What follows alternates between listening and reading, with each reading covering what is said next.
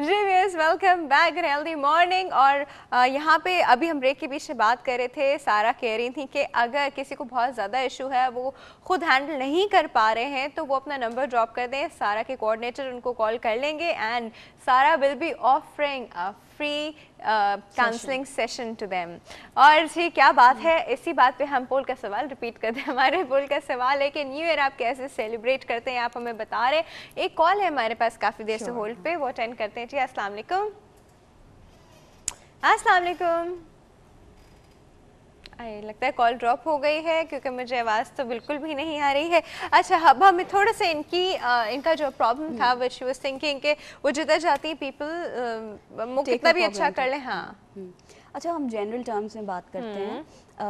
Keeping it general, बहुत सारे लोग हैं हमारी सोसाइटी में स्पेशली जो कि ये फील करते हैं कि फॉर ग्रांटेड लिया जाता है उन्हें, और specially housewifes with their in laws, ये फीलिंग उनको आती है एट टाइम्स के जब भी आपका जो बर्डन है या रोल ऑफ रिस्पॉन्सिबिलिटी जो आपको मिलता है वो ज़्यादा बढ़ जाता है, तो वी फील लाइक दैट कि हम बहुत कर रहे हैं, चाहे हम बिल्कुल नॉर्मल कर रहे हों काम भी, तो हमें ऐसा लगता है कि we are rearing children, husband को भी देख रहे हैं, सास को भी संभाल रहे हैं, इन लॉज की दावतें भी हो रही हैं। तो नेचुरली जो हाउस वाइफ्स हैं, वन वे और द अदर उनको ऐसा फीलिंग आता है। लेकिन अगर ये बहुत ज़्यादा हो रहा है, so definitely this is the time when you sit back and you realise कि या तो आपने अपने आप को इतना इग्नोर खुद कर दिया है कि ये गिल्ट आपको दूसरों में नज़र आ रहा है, इट्स जस्ट एज प्रोजेक्शन के people are taking me for granted. तो एक तो बहुत आसान चीज़ ये होगी कि इनिशियली आप ये स्टार्ट कीजिए कि start taking care of your own self. खुद तो पहले अपने आप को इम्पोर्टेंट समझिए। आप जो भी टाइम अपना दिन में जिस तरह से आपने डेजिग्नेट किया हुआ है बच्चों के लिए, हस्बैंड के लिए, बाकी तमाम अच्छा, चीज़ों के लिए। ये बच्चों और हस्बैंड से पहले के वक्त की भी ना, मतलब in fact she is even incorporating her mother's attitude in this, कि उनकी माँ का भी एटीट्यूड। कोई माँ अपने बच्चे की तरफ ऐसा एटीट्यूड क्यों रखेगी? ये तो I need to see the mother also for that. I'll be needing to offer her a counseling session also for that. But yeah, the thing is कि जो हमें अभी फ़िलहाल नज़र आ रहा है, हम उस पर बात कर लेते हैं कि It's a one side story. Yeah, it's a one side story, one thing. और दूसरी बात ये है कि अगर इतना इंटेंस नहीं होती चीज़ें, तो माँ के साथ तो you can talk things down, right? You can talk to her कि अच्छा ये हो रहा है and why do you do this? अच्छा, कभी होता है कि माएँ जो होती हैं ना, थोड़ी सी माँओं की गलती है यहाँ पे कि वो अपने बच्चों में डिफरेंशिएट करती हैं, और किसी बच्चे की किसी के सामने जाके बहुत तारीफ, तो किसी बच्चे को हमेशा ही लेट डाउन। आई थिंक ये उन बच्चों में से आई है जिनको उनकी मदर ने हमेशा ही लेट डाउन किया, तो वहीं से उनका सेल्फ कॉन्फिडेंस। ये भी हो सकता है, और ये भी हो सकता है कि कुछ लोग ज़्यादा अप्रिसिएशन डिमांड करते हैं। यू नो, द डिमांड वाला जो उनका एलिमेंट होता है वो ज़्यादा होता है पर्सनैलिटी में, so they feel whatever they are doing, वो एक एग्जैजरेटेड फीलिंग कि okay I am doing a lot but I am not getting out of it जितना मुझे मिलना चाहिए। और तभी ये होता है कि यू फील कि अच्छा मुझे अब फॉर ग्रांटेड लिया जा रहा है। तो ये भी हो सकता है कि डिमांड एंड सप्लाई का प्रॉब्लम हो कि अप्रिसिएशन सप्लाई का प्रॉब्लम है। अप्रिसिएशन जितनी चाहिए उतनी मिल नहीं रही। जी, सारा हमारे पास एक कॉल मौजूद है, अटेंड करते हैं। अस्सलाम वालेकुम। वालेकुम अस्सलाम। हाँ जी, गुड अर्ली मॉर्निंग। कौन बात कर रहे हैं? मैं आमना बात कर रही हूँ। जी आमना, तो कहाँ से? ये मैं वहाँ से नाज़िमाबाद से बात कर रही हूँ। वहाँ से नाज़िमाबाद से, अच्छा ठीक है। मुझे एक खौफ की बीमारी है। किस चीज़ से खौफ? ओके, मतलब जैसे कि इख्तरार ज़रा सा दिल धड़कने लगा तो खौफ हो गया कि कुछ ना हो जाए। अच्छा, मुंह कड़वा हो गया तो कुछ नहीं हो जाए, और अगर कहीं जाना पार्टी में हो तो फिर मतलब कि ये जाना है पार्टी में तो मतलब जा पाएंगे नहीं जा पाएंगे, घर पे कोई आ रहा है तो मतलब उसे फेस कर पाएंगे नहीं कर पाएंगे, अरे कब मुंह में चिंगम रख लेंगे, मतलब इस तरह से ऐसी चीज़ें मेरे साथ होती हैं। और मैं इसके लिए मतलब प्रोथोडीन भी लेती हूँ और लेक्सोटोनल भी रात में ले लेती हूँ। अब जैसे ज़रा सा भी कुछ हुआ तो ऐसा लगता है ब्लड प्रेशर, आग निकलने लगी कानों से, तो ब्लड प्रेशर तो हाई नहीं हो गया, 10-10 दफ़ा चेक करूँगी तो डॉक्टर से पूछूंगी कि क्या हो रहा है। तो ये मुझे ये चीज़ जो है ज़्यादा खौफ होता है। ये जो आपने दवाइयों के नाम लिए लेक्सोटोनल और ये आपको किसी ने प्रिस्क्राइब किए?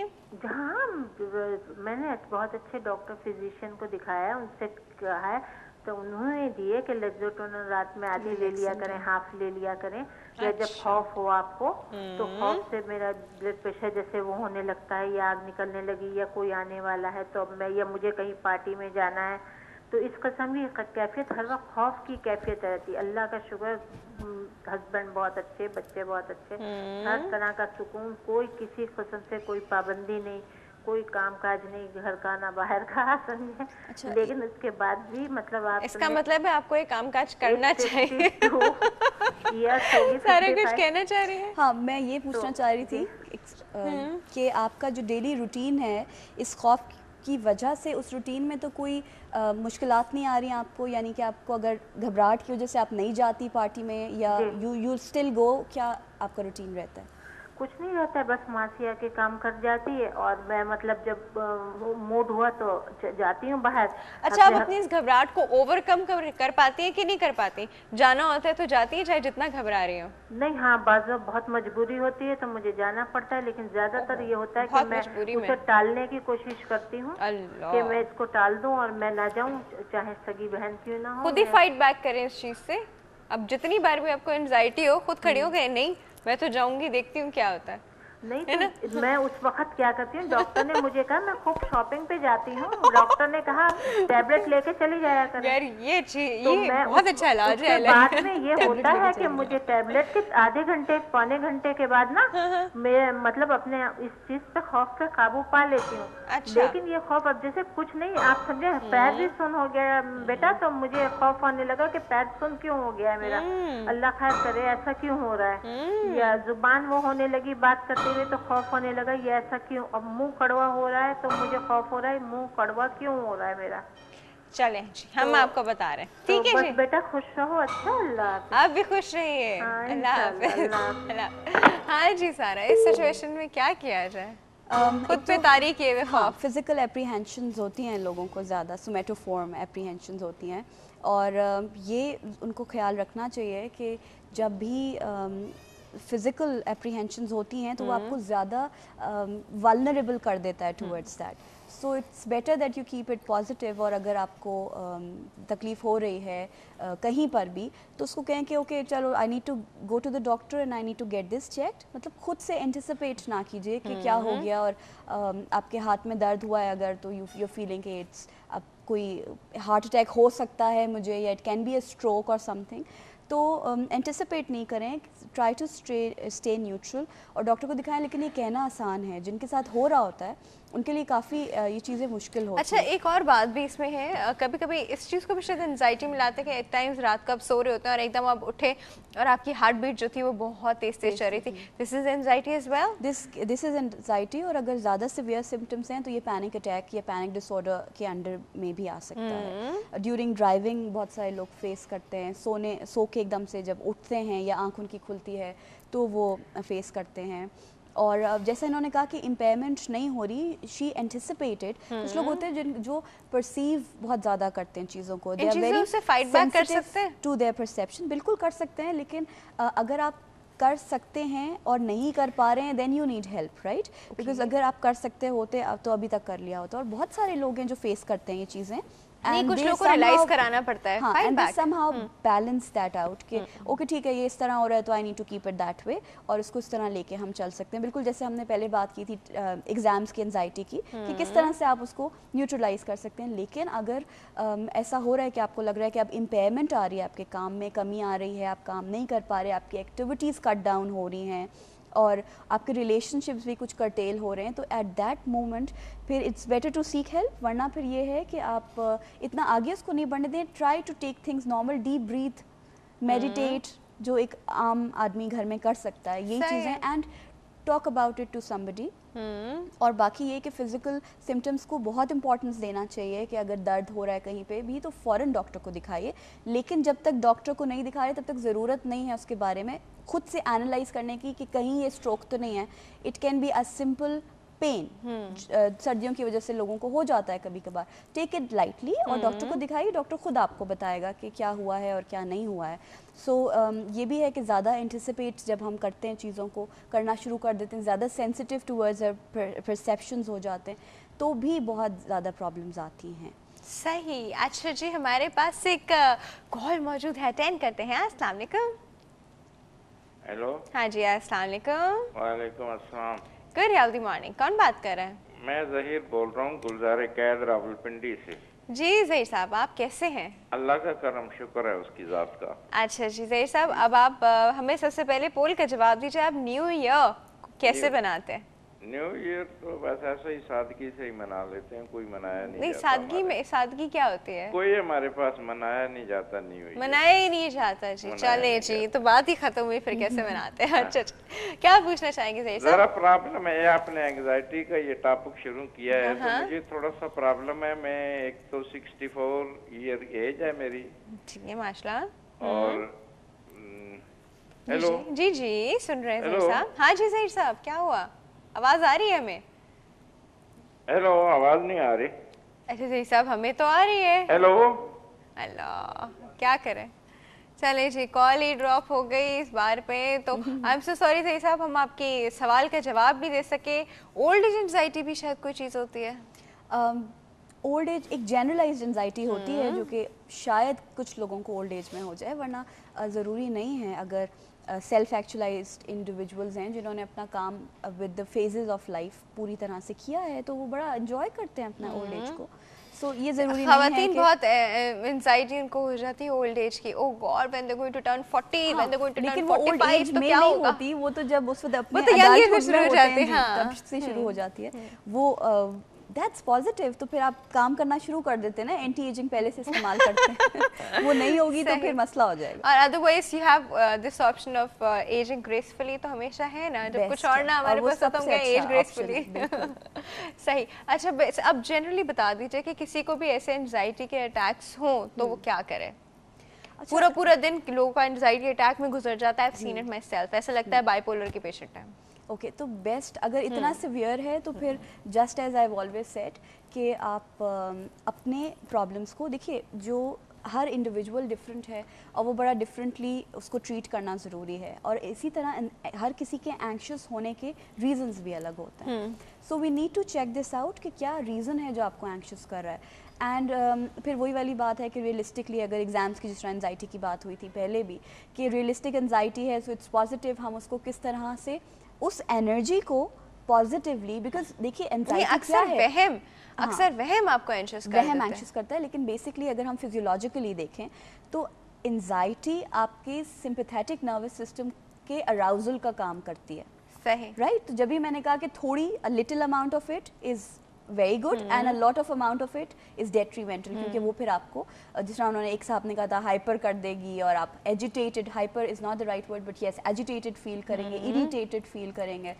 तो इन दैट केस तो एक सब बेस्ट तो ये है कि अगर जो जैसा आपने कहा that is intense level, right, तो वो उसमें फिर आपको you need to go and seek help, वो एट दैट लेवल। लेकिन हाँ, जो माइनर लेवल की एंजाइटी है उसको, उसके साथ कोपिंग आपके लिए ज़रूरी है कि see you need to give time to yourself. जब भी कोई साइकोलॉजिकल इश्यूज आपको लगता है कि अराइज कर रहे हैं, इसका मतलब ये है कि नाउ अब आपने बैठना है और सोचना है उसके बारे में। जब आप अपने आप को निगलेक्ट करने लगते हैं, अपनी सोचों को निगलेक्ट करने लगते हैं, अपने कॉग्निशंस को निगलेक्ट करते हैं, तब इस किस्म के प्रॉब्लम्स अराइज होना शुरू हो जाते हैं। So you need to sit back, और आपने अब ये रियलाइज़ करना है कि now what I need to do, और ये हो किस लिए रहा है। एट टाइम्स तो हम एंक्शस होते हैं और हमें नहीं समझ आ रहा होता कि which is the real reason behind it.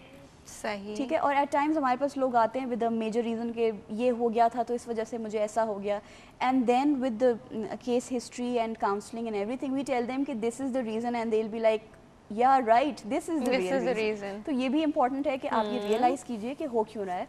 They can be many factors to it also, all at the same time, जिसकी वजह से आप एंक्शस फील कर रहे हो।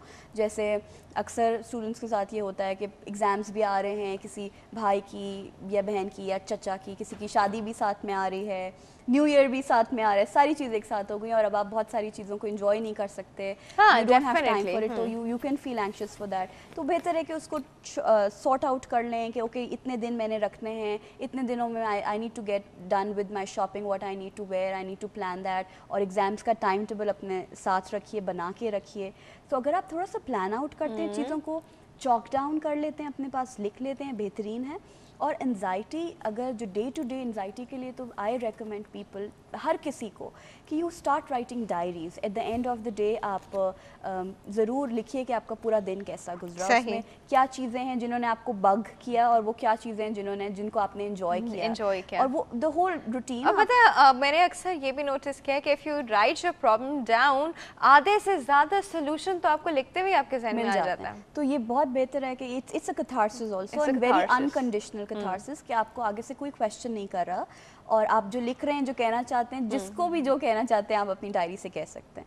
तो डायरी लिख लीजिए, और डायरी में सबसे बेहतरीन चीज़ ये है कि मोड आपका अपना होता है, आप जिस ज़बान में पसंद करते हैं डायरी लिखना, जो अल्फाज इस्तेमाल करना चाहते हैं, so it's the best way for catharsis. और ये उन एंग्शियस लोगों के लिए जो ज़रा mild level of anxiety face कर रहे हैं, तो लिखिए। डायरी लिखने से वुड रियली हेल्प यू। और इसी तरह से जब आप देखेंगे कि जब आप लिखते हैं, आपको ये रियलाइज़ करने लगते हैं कि अच्छा यहाँ पे मैंने गलत किया है, आज ये गड़बड़ हो गई, so next day you won't do that अपने डेली रूटीन में भी। या ये अच्छा हो गया, so probably you would see कि अच्छा नेक्स्ट वीक में भी कुछ ऐसा एक इवेंट हो। और जब आप ओवरऑल पूरे हफ्ते की अपनी डायरी एक साथ पढ़ेंगे एक हफ्ते बाद, so you will get to know कि कितनी अच्छी चीज़ें भी हुई और आप उन चीज़ों को आप याद नहीं रखा, और आपने उसको और कितनी बुरी चीज़ें हुई थी जिनको आपने सॉल्व कर लिया। So now nothing is for granted, everything is documented in your diaries, this would help. ठीक है जी। अच्छा जी, एंजाइटी पे हम लोगों ने आज बात करने की बहुत कोशिश की और बात भी की, और सारा ने बहुत अच्छे तरीके से एंजाइटी को एक्सप्लेन किया, उससे कोप अप करने के तरीके बताए, और वो लेवल भी बताया कि जब एंजाइटी हमारे हाथ में नहीं रहती कोप अप करना, तो then we need actually a medical attention. तब भी होता है, लेकिन अक्सर जो होता है केसेस में हम अपनी सेल्फ काउंसलिंग करके खुद ही रीजंस को सॉर्ट आउट करके बात ख़त्म कर सकते हैं अपने अंदर ही अंदर। ठीक है जी, थैंक यू सारा, बहुत बहुत शुक्रिया आपके आने का, बहुत अच्छा लगा, बहुत अच्छी बातें की। और आई थिंक जब हम लोग साइकी की बात करते हैं तो हमारी आधी ज़्यादा हेल्थ जो होती है ना, वो हमारी साइकोलॉजिकल हेल्थ होती है। साइकोलॉजिकली है, जब इंसान हेल्दी होता है तो फिजिकली, मेंटली, काम में हर तरह से वो हेल्दी रहता है जब वो साइकोलॉजिकली हेल्दी होता है। व्यूअर्स, इसी बात पे वक्त हो गया एक छोटे से ब्रेक का। ब्रेक पे जाने से पहले पोल का सवाल ये है कि आपने न्यू ईयर कैसे बनाया, या आप कैसे मनाते हैं, इबादत करके, पार्टी करके, या जो भी करके, वो आप हमें बता रहे हैं जी। छोटी सी ब्रेक है, अभी वापस आते हैं।